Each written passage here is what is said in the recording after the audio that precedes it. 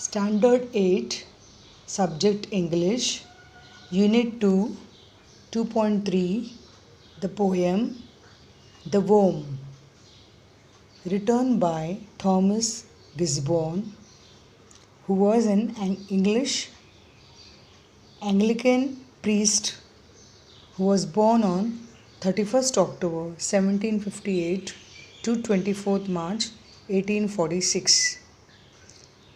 In this poem, the poet urges us to remember that every creature on this earth is created by God. We must hence respect every creature,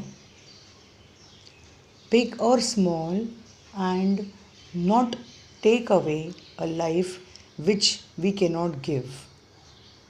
So, hello students, today we are going to learn this wonderful poem, a very heart-touching poem which says that worms play a very important role in maintaining ecological balance. They are our true friends. As you know, earthworm is called as a friend of a farmer. So in the same way, I'll just explain you certain other examples. Dragonfly, it eats mosquitoes and flies and controls unwanted insects. Spider keeps insect population under control. Ants turn and aerate the soil and helps in seed disposal. Honeybees, they provide honey and help in pollination. Ants, they have a teamwork and they work hard and are in discipline. Caterpillars, they have patience and acceptance of change in their life.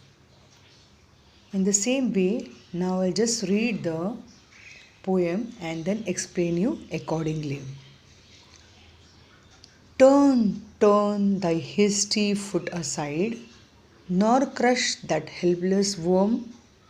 The frame thy scornful looks deride, required a god to form. In this lines, the poet explains that the poet tells the reader who is in hurry to turn his foot aside so that he does not crush the helpless worm. The reader may be filled with scorn and hatred for the worm, but it was created by God. So we have no right whatsoever to kill any of the insects who are in our surroundings.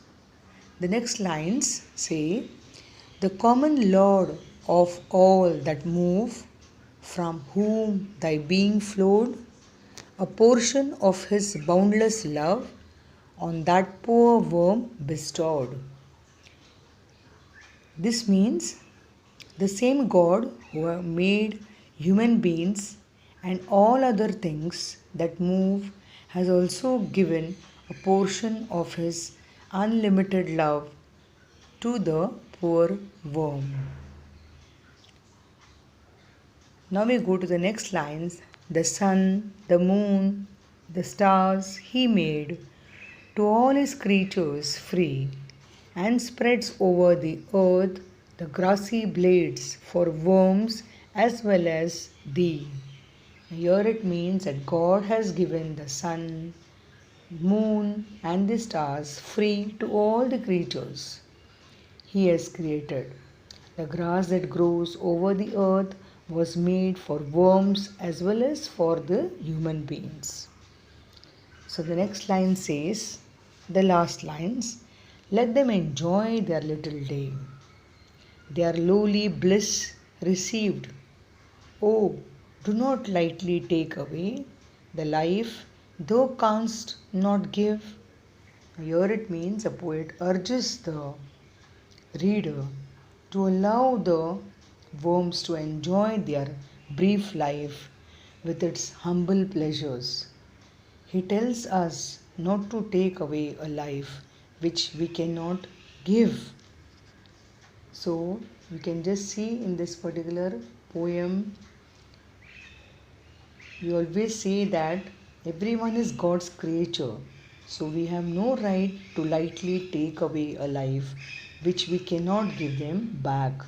So, all human beings, all creatures have equal rights to stay on these bounties of the earth.